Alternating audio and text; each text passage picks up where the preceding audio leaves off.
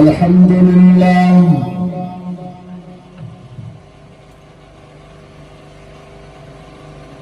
الحمد لله وحده والصلاة والسلام على من لا نبي بعده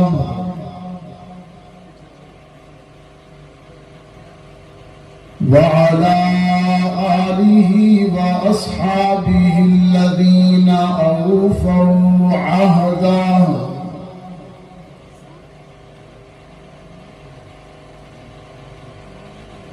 الذين هم مصابيح الرحمة ومفاتيح الغرر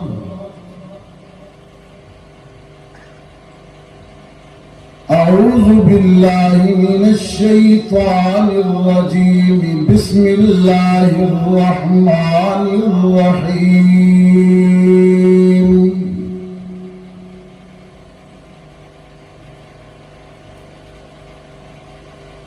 لقد من الله على المؤمنين إذ بعث فيهم رسولا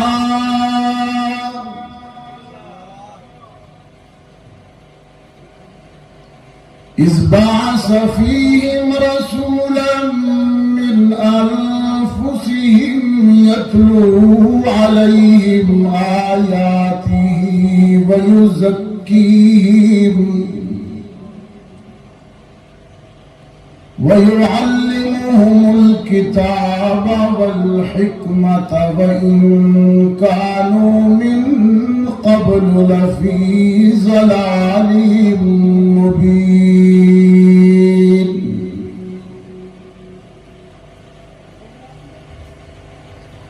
وقال تعالى في مقام آخر ألم نشرح لك صدرك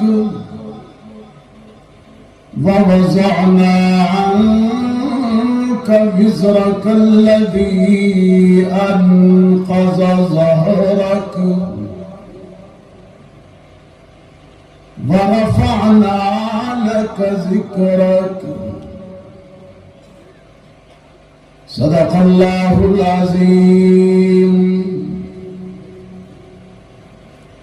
وقال صاحب القرآن صلى الله عليه وسلم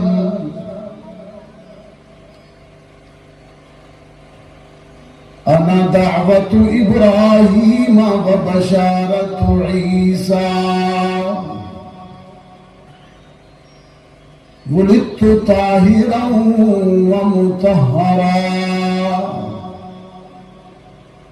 وصدق رسولك النبي الأمي الكريم ونحن على ذلك لمن الشاهدين والشاكرين والحمد لله رب العالمين.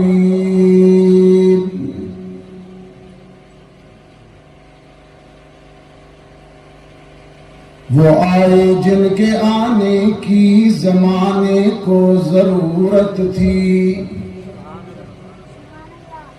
وہ آئے جن کے لیے بے چین فطرت تھی، وہ آئے گریہ یعقوب میں جن کا فسانہ تھا، وہ آئے نغمہ داؤد میں جن کا ترانہ تھا،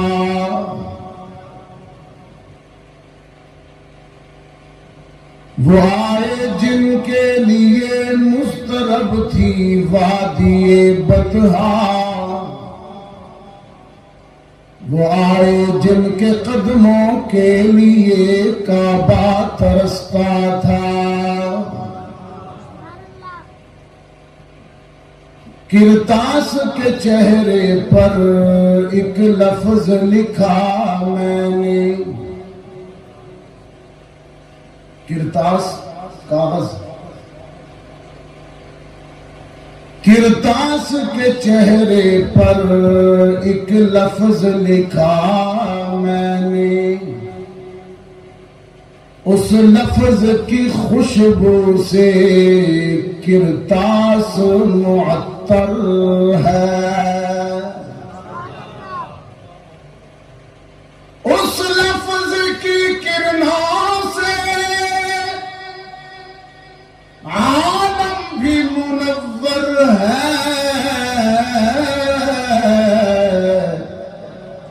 وہ لفظ مکمل ہے، وہ لفظ محمد ہے۔ اللہم صلی علی محمد وعلی آل محمد کما صلیت علی ابراہیم وعلی آل ابراہیم انک حمید مجید۔ اللہم بارک علی محمد وعلی آل محمد کما بارکت علی ابراہیم وعلی آل ابراہیم انک حمید مجید۔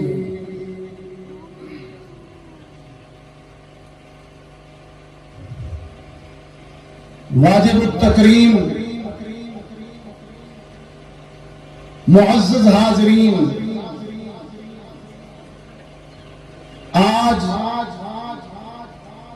23 سپٹمبر 2023 ہم یہاں ماہ ربیع الاول کی 7ویں شب میں سیرت النبی صلی اللہ علیہ وسلم کے مقدس اور بابرکت عنوان سے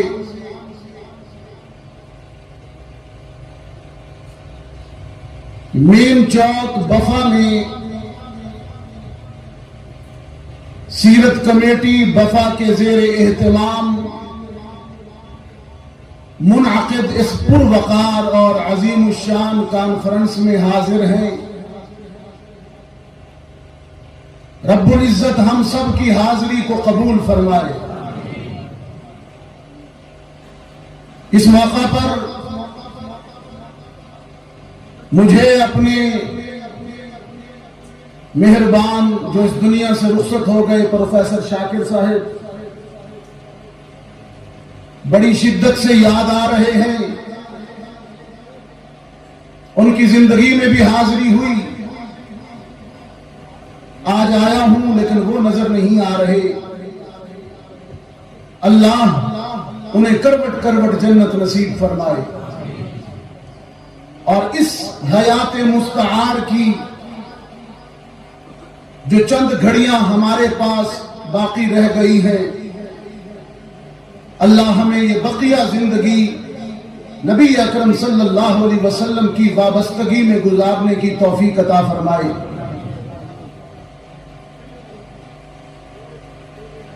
قرآن حکیم کے دو مختلف مقامات سے آیات بینات کی تلاوت کی سعادت حاصل ہوئی، جس میں رب العزت نے اپنے آخری پیغمبر حضرت محمد الرسول اللہ صلی اللہ علیہ وسلم کی بعثت کا ذکر کیا اور ان کے ذکر کی رفعت کا ذکر کیا۔ ایک آیت اس میں بعثت کا ذکر ہوا، اس بعث فیہم رسولا، اور دوسری آیت اس میں ذکر کی رفعت کا ذکر ہوا، رفعنا لک ذکرک۔ بفا کے دوستو، قرآن کریم کے مطالعے سے جو ایک بڑی دلچسپ اور دل نشین بات ذکر رسول کے حوالے سے میرے سامنے آئی، وہ آپ کی سماعتوں کی نظر کرتا جاؤں۔ اللہ نے قرآن حکیم کو بھی ذکر کہا، ذکر، اِنَّا نَحْنُ نَزَّلْنَا الذِّكْرَ وَإِنَّا لَهُ لَحَافِظُونَ، ہم نے یہ ذکر اتارا ہے اور ہم ہی اس کے محافظ ہیں۔ اور عجیب دلچسپ بات یہ ہے، خوبصورت بات یہ ہے کہ اپنے آخری پیغمبر کے تذکرے کو بھی ذکر کہا، رفعنا لک ذکرک، ہم نے آپ کے ذکر کو بلند کر دیا۔ لیکن فرق دیکھیے، قرآن کے متعلق کہا کہ نزلنا الذکر، ہم نے اس ذکر کو نازل کیا، اور یہ نازل اوپر سے نیچے ہوتا ہے، عرش بری سے فرش زمین تک۔ لیکن محمد عربی کے تذکرے کو کہا کہ رفعنا لک ذکرک، کہ ہم نے تیرے تذکرے کو رفعت دی ہے، بلندی دی ہے۔ قرآن کے لیے، قرآن اگر ذکر ہے تو اس کے لیے لفظ نزول استعمال ہوا، نزلنا، اور ذکر محمد اگر ذکر ہے تو اس کے لیے لفظ رفعت استعمال ہوا، کہ تیرا ذکر بلند ہوا، تیرا ذکر اونچا ہوا۔ وفا کے دوستو، میرے آقا کا ذکر ہر پہلو سے عبادت ہے۔ ذکر میرے آقا کی ولادت کا ہو، ذکر میرے آقا کے بچپن کا ہو، لڑکپن کا ہو، جوانی کا ہو یا کہولت کا ہو، ذکر میرے آقا کے لباس کا ہو، پوشاک کا ہو، ذکر میرے آقا کے اصحاب کا ہو، جماعت کا ہو، ذکر اہل بیت کا ہو، چاروں بنات کا ہو، ذکر میرے آقا کی دعوت کا ہو، تبلیغ کا ہو، جہاد کا ہو، ذکر بدر کا ہو، احد کا ہو، احزاب کا ہو، ذکر میرے آقا کی ہجرت کا ہو، معراج کا ہو، ذکر میرے آقا کی سواریوں کا ہو، سر اور داڑھی کے بالوں کا ہو، ذکر حسین سر پر بندھی ہوئی پگڑی اور عمامے کا ہو، یا نقش یا محمد عربی کے پاؤں میں پہنے ہوئے نعلین کا ذکر ہو، میرے آقا سے جڑی جس چیز کا بھی ذکر ہو، اللہ نے ان سب کو بلند کر دیا ہے۔ رفعنا لک ذکرک، ہم نے تیرے ذکر کو بلند کر دیا۔ اور وفا کے دوستو، میرے سید ندیم شاہ جی، سب کہے رحمت اللہ علیہ، آج جن کی آواز کو لیے شہر شہر پھر رہا ہوں، یہ سب انہی کا فیض ہے۔ عجیب جملہ کہا کرتے تھے کہ یہ بھی ذکر کی رفعت ہے، یہ بھی ذکر کی بلندی ہے کہ ولادت سے ہزاروں سال پہلے، ولادت سے ہزاروں سال پہلے دو جلیل القدر پیغمبر بیت اللہ تعمیر کرنے کے بعد مسجد اور اللہ کا گھر تعمیر کرنے کی مزدوری اور اجرت مانگ رہے ہیں۔ انداز دیکھیے، فرمایا ربنا وابعث فیہم رسولا،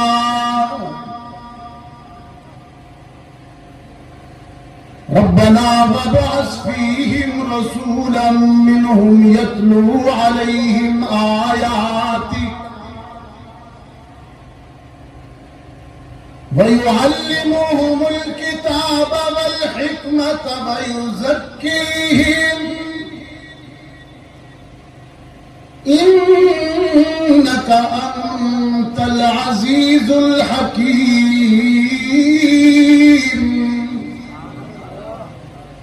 خدا بندہ، ہم نے تیرا گھر بنایا ہے، اب تیرے گھر کی تعمیر مکمل ہو چکی ہے، ہماری جبین محنت کر کے پتھر اٹھا کے پانی لا کر گارا بنا بنا کے تیرے گھر کی تعمیر کرنے کے بعد پسینے میں ڈوبے ہوئے ہیں۔ اے ہمارے رب، اے ہمارے پالنہار، اے ہمارے پروردگار، ربنا ہم اپنی اس محنت کے صلے میں اس پسینے کی مزدوری کے طور پر تجھ سے سونے جواہرات کے ڈھیر نہیں مانگتے، جاگیریں جائیدادیں نہیں مانگتے، اے سب سے بہتر دینے والے، اے پوری کائنات کا دامن بھرنے والے، اگر تو ہمیں ہماری محنت کا صلہ دینا چاہتا ہے تو پھر محمد کو ہماری اولاد میں بھیج دے۔ فرمایا ربنا وابعث فیہم رسولا، خدا بندہ ہم اپنے پسینے کا صلہ یہی مانگتے ہیں کہ محمد دے دے، یہی وجہ ہے وفا والوں۔ وہ جو دعا مانگ رہے تھے دو تھے، باپ اور بیٹا، ابراہیم خلیل اور اسماعیل ذبی۔ دعا میں چونکہ اسماعیل شامل تھے اس لیے جو مانگا گیا وہ مدعا ابراہیم کی اولاد کی نسل کے اس حصے میں آیا جو اسماعیلی حصہ ہے۔ بنی اسرائیل کو آج تک اہل اسلام سے یہی تو حسد ہے جو آج بھی نہیں جاتا۔ سارے انبیاء باقی اسحاق کی اولاد میں آئے تھے، وہ بھی ابراہیم کی اولاد میں، لیکن ابراہیم کے بیٹے اسحاق کی اولاد میں، ان میں حضرت موسیٰ بھی ہیں، حضرت یوسف بھی ہیں، یعقوب بھی ہیں، داؤد بھی ہیں، سلیمان بھی ہیں، یحییٰ بھی ہیں، زکریا بھی ہیں، عیسیٰ بھی ہیں علیہ السلام۔ یہ سارے انبیاء ابراہیمی نسل میں آئے لیکن اسحاق علیہ السلام کی اولاد میں، لیکن تعمیر کعبہ کے وقت جو دو باپ بیٹا دامن پھیلائے کھڑے ہیں وہ ابراہیم اور اسماعیل ہیں، اس لیے ان کی اولاد میں بھیجا جو ہاتھ اٹھائے کھڑا ہے۔ باپ دعا مانگ رہا ہے، بیٹا آمین کہہ رہا ہے۔ ربنا وابعث فیہم رسولا من انفسہم یتلو علیہم آیاتک ویزکیہم ویعلمہم الکتاب والحکمہ۔ دامن تھا خلیل کا، دامن تھا خلیل کا، خزانہ تھا رب العالمین کا، اور موقع تھا کعبہ کی تعمیر کا۔ حسن طلب بھی تھی، خلوص بھی تھا، لہجے میں بڑا درد تھا۔ رب العالمین نے فرمایا میرے خلیل بھیج رہا ہوں، تیری اولاد میں بھیج رہا ہوں، وہ تیری دعا بن کر آئے گا۔ ربیع الاول کی ایک نورانی سحر میں سیدہ آمنہ سلام اللہ علیہا فرماتے ہیں میرے یتیم نے میرے آنگن میں قدم رکھا۔ عجیب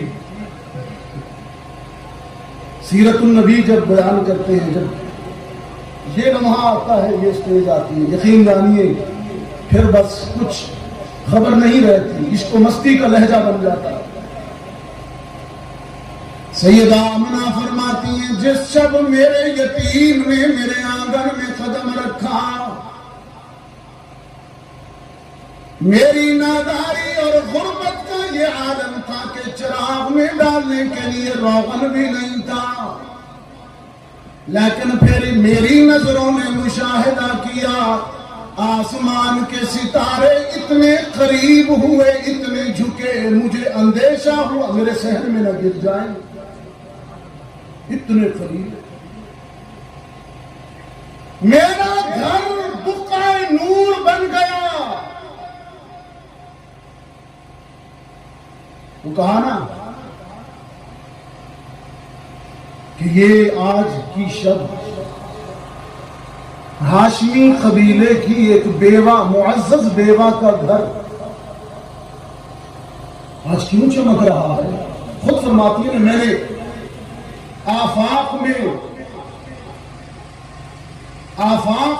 آفاق روشن دیکھے، کیسر و کسرا کے محلات گرتے دیکھے۔ انقلاب عظیم کی خبر تھی کہ کچھ تبدیل ہونے والا ہے۔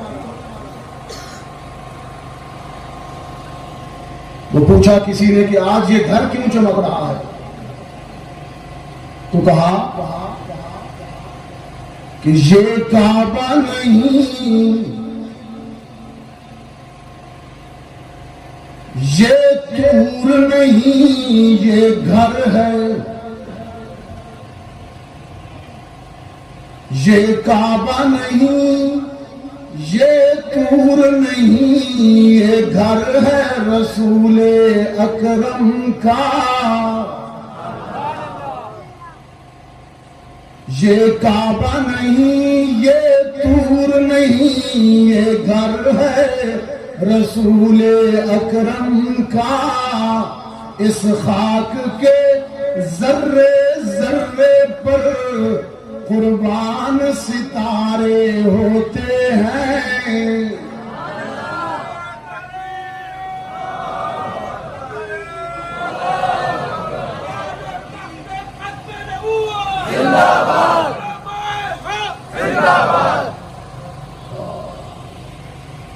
سیدہ آمنہ فرماتی ہیں پھر میرے یتیم نے میرے آنگن میں قدم رکھا، اپنے یتیم کو گود میں اٹھائے بیٹھی ہیں، دیدار کر رہی ہیں، جبین سے پھوٹنے والی روشنی، جبین نبوت سے پھوٹنے والا نور دیکھ رہی ہیں۔ سیدہ آمنہ فرماتی ہیں ایک لمحے نے، ایک احساس نے مجھے رنجیدہ کر دیا، یتیم ہے نا، باپ نہیں ہے سر۔ بفا والو، قرآن کریم ماں کا تو ویسے بڑا مقام ہے، میری ماں ہو، آپ کی ماں ہو، ماں کا دل نہ دکھایا کرے۔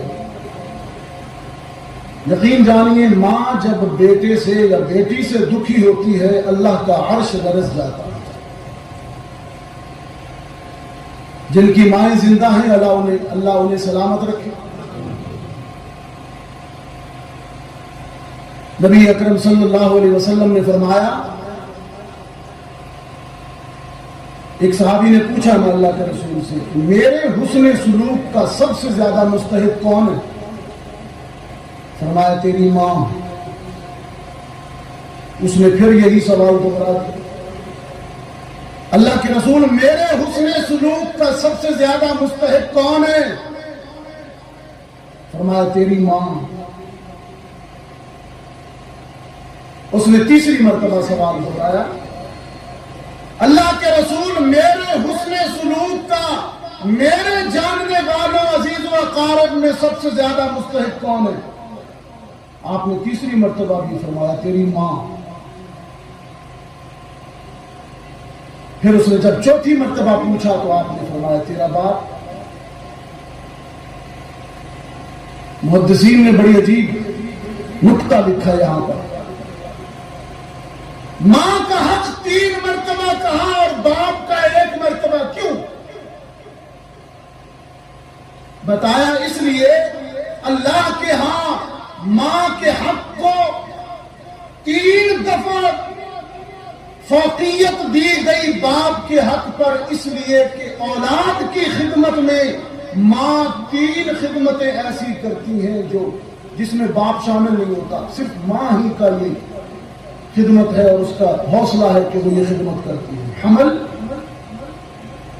ولادت، رضاعت۔ باپ تو صرف کما کے لاتا ہے نا، وہ بھی بہت بڑی خدمت ہے، تعلیم کا، اس کی تربیت کا ذمہ دار ہے۔ لیکن یہ 3 خدمتیں اولاد کی، قرآن بھی اسی کی طرف اشارہ کرتا ہے: وَصَّيْنَا الْإِنسَانَ بِوَالِدَيْهِ حُسْنًا حَمَلَتْهُ أُمُّهُ وَهْنًا عَلَى وَهْنٍ۔ فصال کا لفظ بھی آیا تھا۔ یہی 3 حقوق قرآن نے بھی گنوائے۔ پہلے کہا والدین سے حسن سلوک کرو، پھر ماں کا علیحدہ تذکرہ کیا، باپ سے ہٹ کر خاص تذکرہ کیا کہ اس صنف نازک بوڑھی کا دل نہ دکھانا، خبردار۔ وفا کے دوستو، یہ تو عام ماں کی بات ہے، میری ماں کی، تیری ماں کی بات ہے کہ جس کے متعلق رسول کہہ رہے ہیں کہ ان کے حق اتنا زیادہ ہے کہ تیرے جاننے والے انسانوں میں جتنے موجود ہیں ان سب میں فوقیت اور برتری تیری ماں کو ہے، اس سے حسن سلوک کر۔ اور میں سمجھتا ہوں شرم سے ڈوب مرے وہ جوان بیٹا جس کی اپنی جیب تو بھری ہوئی ہے لیکن مہنگائی میں اس کی ماں غربت کی وجہ سے پریشان رہتی ہے، شرم سے ڈوب مرے۔ وفا والوں، یہ عام ماں کی بات ہے کہ رسول رحمت اتنی تلقین فرما رہے ہیں، لیکن میں جب قرآن کا مطالعہ کرتا ہوں، قرآن کریم نے نبیوں کو جنم دینے والی ماؤں کا ذکر کیا۔ لمحہ بھر کے لیے ان پر پریشانی آئی، لمحہ بھر کے لیے انبیاء کو جنم دینے والی ماؤں پر اضطراب اور بے قراری آئی۔ نبی کو جنم دینے والی ماں فرش زمین پر پریشان ہوتی ہے، عرش بری پر اللہ کا عرش لرزتا ہے، اور ماں کو فطرت اور وحی آ کر تسلی دیتی ہے۔ ماں کی پریشانی تو اللہ بھی نہیں برداشت کرواتا۔ دیکھیے ایک جھلک، 1-2 آیتیں پڑھتا ہوں۔ فرمایا وَأَوْحَيْنَا إِلَىٰ أُمِّ مُوسَىٰ أَنْ أَرْضِعِهِ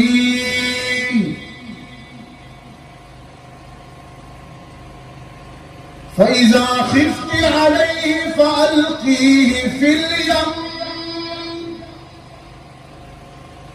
وَلَا تَخَافِي وَلَا تَحْزَنِي إِنَّا رَادُّوهُ إِلَيْكِ وَجَاعِلُوهُ مِنَ الْمُرْسَلِينَ۔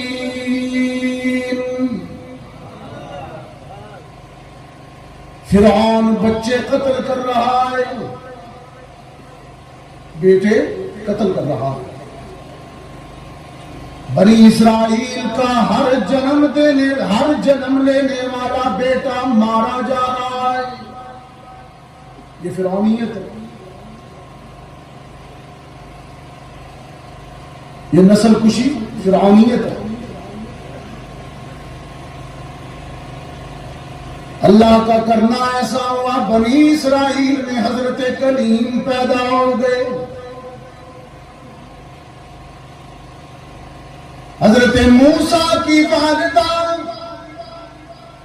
پیدائش کے بعد حضرت موسیٰ کو گود میں اٹھائے بیٹھی ہے، لخت جگر کی جبین کو دیکھ کر مسرور ہو رہی ہے، لیکن فرعون کا قانون یاد کر کے رنجیدہ اور مغموم ہوتی ہے۔ رب العالمین نے ایک ماں کو بے قرار دیکھا، ایک ماں کو بے چین دیکھا تو عرش بری سے تسلی آئی۔ فرمایا ہم نے کہا موسیٰ کی ماں غم نہ کر. جب فرعونی لشکر والے آئے تو اپنے بیٹے کو صندوق میں ڈالنا اور دریا میں پھینک دینا. یا اللہ دریا میں پھینک دوں, فرعون سے بچاؤں, دریا میں پھینک دوں. دریا کون سا ماں کی گود ہے, وہاں بھی تو ڈوب جائے گا. رب العالمین نے فرمایا ڈوبے گا نہیں. تیری گود اتنی شفیق نہیں ہے جتنا میں دریا کی لہروں کو موسیٰ کے لیے شفیق بنا دوں. تو پھینک تو صحیح, اعتماد کر, ٹرسٹ کر مجھ پہ. اور میں تجھ سے وعدہ کرتا ہوں اِنَّا رَادُّوهُ إِلَيْكِ وَجَاعِلُوهُ مِنَ الْمُرْسَلِينَ, اسے تیری طرف لوٹاؤں گا اور اسے رسول بھی بناؤں گا, اس کے سر پر تاج رسالت سجاؤں گا. دوسری ماں جو بیٹے کو اٹھائے پریشان ہوئی اور اللہ نے عرش بری سے بے چین ماں کو تسلی دی. اللہ تو عرشوں سے ماؤں کو تسلی دے رہا ہے, لیکن اللہ کی مخلوق کے یہ نوجوان بیٹے ماؤں کے دل دکھا رہے ہیں. رب العالمین نے فرمایا فَنَادَاهَا مِن تَحْتِهَا أَلَّا تَحْزَنِي قَدْ جَعَلَ رَبُّكِ تَحْتَكِ سَرِيًّا